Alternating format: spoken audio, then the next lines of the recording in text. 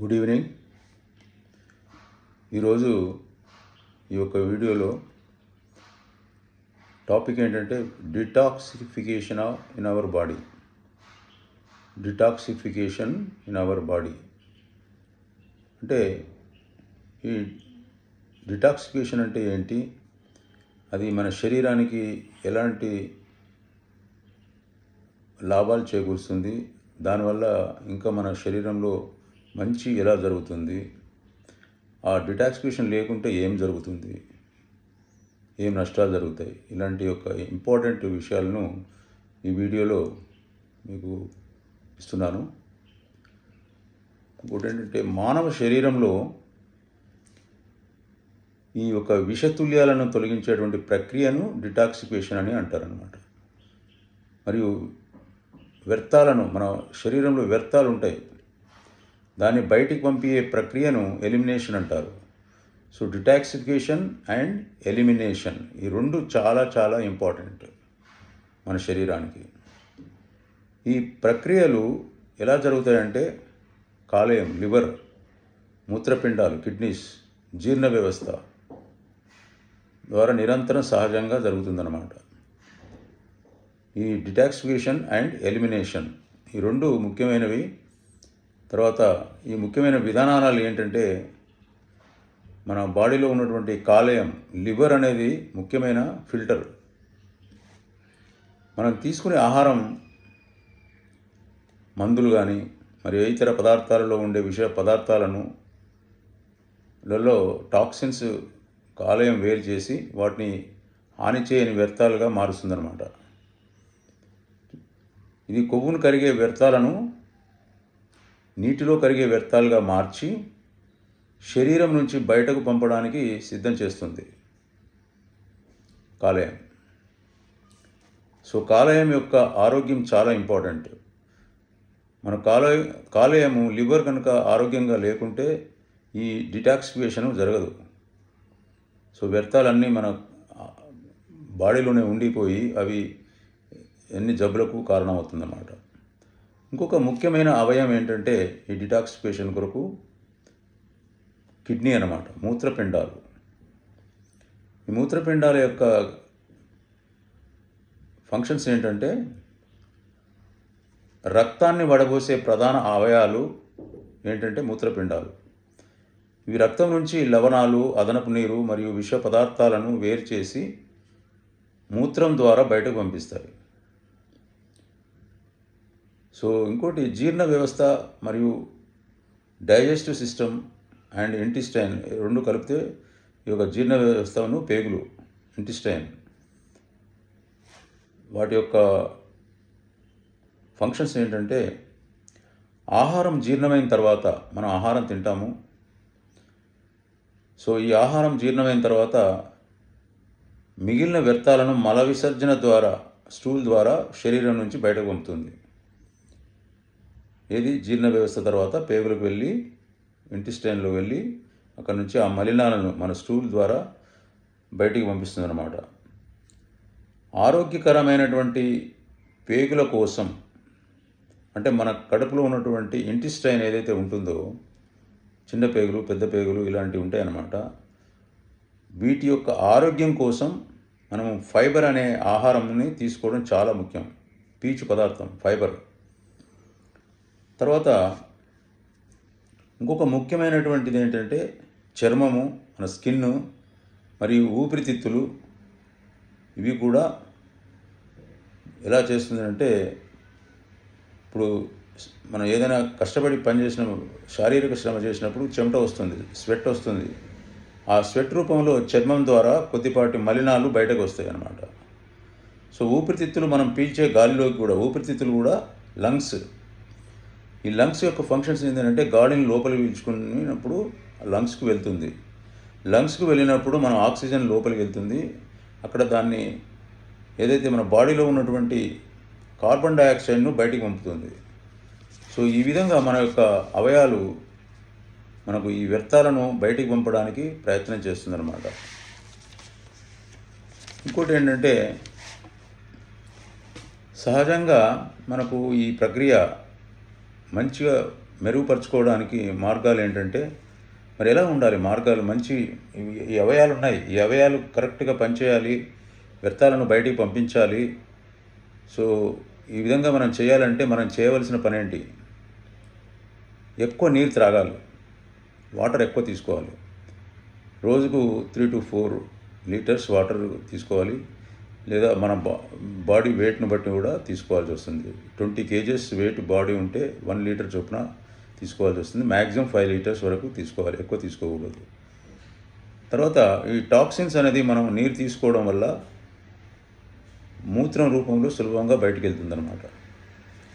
ఇంకోటి ఏంటంటే, మనం తినవలసిన ఫుడ్లో ఆకుకూరలు, పండ్లు ఇలాంటివి తీసుకోవడం వల్ల కూడా మనకు యాంటీ ఆక్సిడెంట్స్, విటమిన్స్ అధికంగా ఉండే ఆహారం ఈ తీసుకున్నట్టు ఉంటే మనకు ఈ కాలేయం పైన, లివర్ పైన భారాన్ని తగ్గిస్తుంది.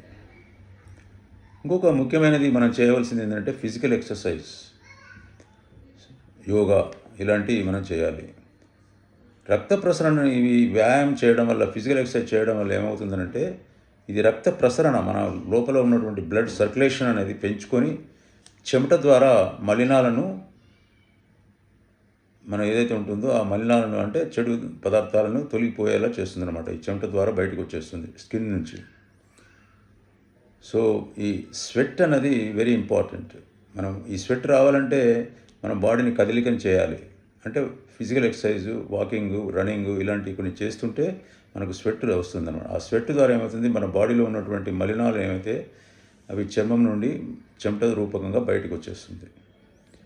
సో ఇలాంటి కొన్ని ప్రయత్నాలు మనం కంపల్సరీగా చేయాల్సి వస్తుంది. చేయడం వల్ల ఈ యొక్క మలినాలన్నీ మన బాడీ నుంచి బయటకు వెళ్తుంటాయి. అసలు యాక్చువల్గా ఈ యొక్క టాక్సిక్ పదార్థాలు మన కడుపులో, బాడీలో అసలు ఎందుకు ఎక్కువ వస్తుంటాయి? ఎందుకు వస్తున్నాయంటే, what are the factors increase toxic load in our body? శరీరంలో మనకు పేరుకుపోయినటువంటి వ్యర్థాలు అంటే టాక్సిన్స్ ఏం చేస్తాయంటే, ఇవి జీవక్రియను దెబ్బతీస్తాయి.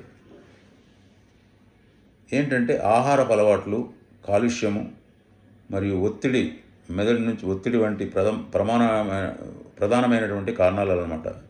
ఈ కారణాల వల్ల విష పదార్థాలు మన శరీరంలో చేరి టాక్సిక్ లోడును పెంచుతాయి. ఇప్పుడు ఇంకోటి ఏంటంటే, దేనికంటే ఇప్పుడు మనం తినే ఆహారం ఏదైతే ఉంటుందో, పండ్లు కానీ కూరగాయలు కానీ, ఇది మనం రోజువారీ పదార్థాలు తింటుంటాం. దీనివల్ల కూడా మనకు మంచి ఆహారం దొరకడం లేదు. ఇది కల్తీమయం అయిపోయింది. ఫెర్టిలైజర్స్, పెస్టిసైడ్స్, పురుగు మందులు ఇలాంటివన్నీ కృత్రిమ చేయడం. తర్వాత ఈ యొక్క షాప్స్లలో కూడా, ఆహారంలో కూడా కృత్రిమ రంగులు కానీ, ప్రిజర్వేటివ్స్ కానీ ఇలా చేరడం వల్ల మన తినే ఆహారం అంతా కల్తీమయం అయిపోయింది. ఇంకోటి రెండవది ఏంటి అంటే, మన పర్యావరణంలో కూడా మనకు అట్మాస్ఫియర్ ఏదైతే ఉంటుందో, వెదర్ కూడా, దీని కూడా మనకు సరి అనేది లేదు. మనం పీల్చే గాలిలో చాలా వరకు కాలుష్యం పెరిగింది. దీని ఎందుకు కారణము అంటే, మనకు పరిశ్రమలు కానీ, మన ఇండస్ట్రీస్ కానీ, తర్వాత క్లీనినెస్ లేకపోవడం వల్ల కూడా మనకు ఈ పీల్చే గాలిలో దుమ్ము కానీ, ధూళి కానీ, తర్వాత వాహనాల నుంచి వచ్చేటువంటి పొగ మరియు పరిశ్రమల నుంచి వచ్చేటువంటి పొగ, ఇలాంటి విడవడే రసాయనాలు ఏవైతే ఉంటాయో దీనివల్ల కూడా మనకు ఈ టాక్సిన్ లోడ్ను మన బాడీలో పెంచుతుందన్నమాట. ఇంకోటి ముఖ్యమైన కారణం ఏంటంటే, నిద్ర లేకుండా ఉండడం, ఒత్తిడి, మానసికంగా ఒత్తిడి, నిద్ర సరిగా పోకపోవడం వల్ల కూడా మనకు శరీరంలో ఉన్నటువంటి హార్మోన్లు ఇంబ్యాలెన్స్ అయిపోయి సహజంగా జరిగేటువంటి డిటాక్సిఫికేషన్ ప్రక్రియ ఆగిపోతుంది లేదా తగ్గిపోతుంది అన్నమాట. సో ఇంకోటి ఏంటంటే, వ్యాయామం లేకపోవడం వల్ల కూడా, శారీరక శ్రమ లేకపోవడం వల్ల కూడా రోజంతా ఒకే చోట మనం కూర్చుంటాం. దానివల్ల కూడా బయటకు పోయే మలినాలు శరీరంలోనే పేరుకుపోతాయి. సో కాబట్టి మనం ఎప్పుడూ అలాగే కూర్చోకుండా అటు ఇటు నడవాలి. మార్నింగ్, ఈవినింగ్ కొంత శారీరక శ్రమ చేయాలన్నమాట. సో ఈ విధంగా చేయడం వల్ల కూడా మనకు ఈ స్వెట్ రూపకంలో మనకు మలినాలన్నీ బయటికి వెళ్తాయి. ఇంకొక ముఖ్య కారణం కూడా ఒకటి ఉంది. మనకు కొన్ని చెడు అలవాట్లు అనేవి ఉంటుంటాయి. అదేంటంటే, మనం స్మోకింగ్ ధూమపానం కానీ, మద్యపానం కానీ, ఆల్కహాల్ తీసుకోవడం కానీ, ఇంకోటి ఏంటంటే ఎక్కువ చక్కెర ఉన్నట్టు ఉప్పు ఎక్కువ ఉన్నటువంటి పదార్థాలను తినడం వల్ల కానీ ఏమవుతుందంటే ఈ లివర్ పైన ఎక్కువ ఒత్తిడి పడి భారం పడి టాక్సిక్స్ ఏదైతే ఉంటాయో అవి పేరుకుపోతాయి. సో ఇలాంటి అలవాట్లను కొంచెం మనం మార్చుకొని అవి రాకుండా ఉండడానికి ప్రయత్నం చేయాలి. ఇంకోటి ఏంటంటే ఈ యొక్క డిటాక్సిఫికేషన్ అనేది చాలా ఇంపార్టెంట్ అని చెప్పాం కాబట్టి దీనివల్ల మనకు బాడీలో ఏమి బెనిఫిట్స్ ఉంటాయి. దీనివల్ల ఏంటి అని అంటే ఈ యొక్క శరీరంలో పేరుకుపోయినటువంటి విషతుల్యమైనటువంటి మలినాలు ఏదైతే ఉంటాయో బయటికి పంపించేసి మన అవయవాలకు మంచి విశ్రాంతినిచ్చి ఆరోగ్యాన్ని మెరుగుపరచడం అనేది ఒక ప్రక్రియ అన్నమాట. ఇంకోటి ముఖ్యమైనటువంటి ప్రయోజనాలు ఏంటంటే వీటికి మనకు శక్తిని పెంచుతుంది. రోజంతా మనకు ఎనర్జిటైజ్డ్గా ఉంచుతుంది బాడీని. తర్వాత మన ఒక అరుగుదల శక్తి కూడా పెరుగుతుంది. తర్వాత దీనివల్ల కూడా మనకు గ్యాస్ కానీ కాన్స్టిపేషన్ కానీ కడుపులో ఉబ్బరం వంటి సమస్యలను తగ్గి తీసుకున్న ఆహారం తేలిగ్గా జీర్ణమవుతుందన్నమాట. ఇంకోటి మనకు చాలా ముఖ్యమైనది ఏంటంటే బరువు తగ్గడానికి కూడా సహాయపడుతుంది ఇది డిటాక్సిఫికేషన్ అనేది. ఇంకోటి మనకు మెటబాలిజం రేట్ను కూడా పెంచుతుంది. తర్వాత అనవసరమైనటువంటి కొవ్వును కూడా తగ్గిస్తుంది, బ్యాడ్ కొలెస్ట్రాల్ను కూడా తగ్గిస్తుంది. ఇంకోటి ఏంటంటే మనకు ఆ ఇమ్యూనిటీ పవర్, మనకు ఏదైతే రోగ నిరోధక శక్తి కూడా పెరుగుతుందన్నమాట. పోషకాలు ఏదైతే ఉంటుందో సరిగ్గా అందటం వలన శరీరంలో మనకు వ్యాధులతో పోరాడేటువంటి శక్తిని అంటే ఇమ్యూనిటీ పవర్ను వస్తుంది మనకు. తర్వాత ఇంకోటి ఏంటంటే ఇంకోటి స్కిన్ హెల్త్ కూడా ఇంప్రూవ్ అవుతుంది. తర్వాత మనకు చాలా మంచి లైట్ కాంతివంతంగా మారుతుందన్నమాట. ఇంకోటి రక్తశుద్ధి జరగడం వల్ల కూడా మనకు కొన్ని మొటిమలు కానీ మచ్చలు కానీ తగ్గి చర్మం ఆరోగ్యంగా ఉంటుంది. తర్వాత ఇంకోటి లివర్ కూడా ఆరోగ్యంగా ఉంటుంది. శరీరంలో ఉన్నటువంటి ప్రధాన డిటాక్సిఫికేషన్ అయినటువంటి కాలేయం పైన భారం తగ్గి దానిని పనితీరు యొక్క మెరుగుపడుతుంది అన్నమాట. సో ఈ విధంగా డిటాక్సిఫికేషన్ అన్నది చాలా చాలా ఇంపార్టెంట్. సో దీనికి ఎందుకు వస్తుంది, ఎలా చేస్తే ఇది డిటాక్సిఫికేషన్ అవుతుంది, దీనివల్ల మనకు బాడీకి ఏమి లాభాలన్నది మనం ఇప్పుడు ఇందాక నేర్చుకున్నాము. కాబట్టి మనం తీసుకునేటువంటి ఆహారంలో మంచి న్యూట్రిషన్స్ ఉన్నటువంటి ఆహారం తీసుకోవాలి. విషపూరితమైనటువంటి ఆహారాన్ని మనం కంప్లీట్గా మానేయాలి. మనకు విషపూర్వకంగా ఉన్నటువంటి ఆహారం ఎక్కువైనా మనకు రోడ్ సైడ్ ఉండేటువంటి షాప్స్ కానీ ఇలాంటివన్నీ బయట నుంచి ఫుడ్ ఎప్పుడు తెచ్చుకోకూడదు. ఎందుకంటే వాళ్ళకు ఈ ఆరోగ్యం గురించి పట్టింపు లేదు. వాళ్ళకి కావాల్సిందల్లా వాళ్ళకి డబ్బును ఎలా సంపాదించుకోవాలి, ఎలా జనాలను అట్రాక్ట్ చేసేసి ఈ ఫుడ్ అమ్మాలి అనేది ఒకటి మాత్రమే ఉంటుంది. కాబట్టి ఏం చేస్తారంటే ఆర్టిఫిషియల్ కలర్స్ని వేసి ఏదో టేస్ట్ల కొరకు ఏదో ఒకటి కలిపేసేసి దాన్ని ఏదో విధంగా చేసి అమ్మడానికి ప్రయత్నం చేస్తుంటారు. కాబట్టి మనం బయట ఫుడ్ను ఏదైనా చేయాలనుకుంటే మనం శ్రద్ధగా మంచి పరిశుభ్రంగా ఉన్నటువంటి ఆహార పదార్థాలను ఏదైతే ఉందో మన ఇంట్లోనే కుక్ చేసుకొని తినాలి అన్నమాట. సో మనకు ఈ జీవన శైలిని కూడా చాలా మార్పులు చేసుకొని మన యొక్క మైండ్ సెట్ను కూడా కరెక్ట్ పొజిషన్లో ఉంచుకొని మనం తినేటువంటి ఆహారం ఏదైతే ఉంటుందో అందులో మనకు ఈ యొక్క హెర్బలైఫ్ న్యూట్రిషన్ ద్వారా వచ్చేటువంటి అన్ని పోషకాలన్నీ మనకు అందుతాయి అన్నమాట. ఈ పోషకాలను మాత్రమే తీసుకొని చక్కగా ఫిజికల్ ఎక్సర్సైజు, మెంటల్ ఎక్సర్సైజ్ కూడా చాలా అంటే యోగా కూడా చేసుకుంటే మనకు ఈ డిటాక్సిఫికేషన్ జరుగుతుంది, ఆరోగ్యం చాలా బాగుతుంది, మనకు ఎలాంటి జబ్బులు రాకుండా ప్రయత్నం జరుగుతుందన్నమాట. సో మనం హాయిగా మన కుటుంబ సభ్యులతోని సరిగా ఆనందంగా గడపవచ్చు. సో ఆరోగ్యమే మహాభాగ్యం అన్నారు. సో ఈ ఆరోగ్యం వల్ల మహాభాగ్యం కూడా వస్తుంది. కాబట్టి మన హెర్బలైఫ్ న్యూట్రిషన్ని మనం వాడుకుంటూ మనం తీసుకుంటూ ఇతరులకు కూడా చెప్పాల్సిన అవసరం చాలా చాలా ఉంది. ఎందుకంటే ప్రపంచంలో మనం ఒక్కలమే ఇద్దరమే ఆరోగ్యంగా ఉంటే సరిపోదు. మన చుట్టుపక్కల వాళ్ళు, మన దేశంలో, మన సిటీలో, మన స్టేట్లో అన్ని చోట్ల కూడా ఆనందంగా ఆరోగ్యంగా ఉండాలి అని అంటే మంచి ఆహారాన్ని తీసుకోవాలి. ఈ మంచి ఆహారం అనేది ఈ యొక్క హెర్బలైఫ్ న్యూట్రిషన్ ద్వారా దొరుకుతుందన్నమాట. సో దీన్ని తీసుకొని మనకు చేసుకోవాలి. అగ్రికల్చర్ కూడా విషమయమైంది కాబట్టి సాధ్యమైనంత వరకు చాలామంది ఈ యొక్క ఫెర్టిలైజర్స్ని వాటిని ఇష్టం వచ్చినట్టు చల్లకుండా ఆర్గానిక్ బేస్డ్గా అంటే నేచురల్ ఫార్మింగ్ చేయడం మొదలుపెట్టాలి.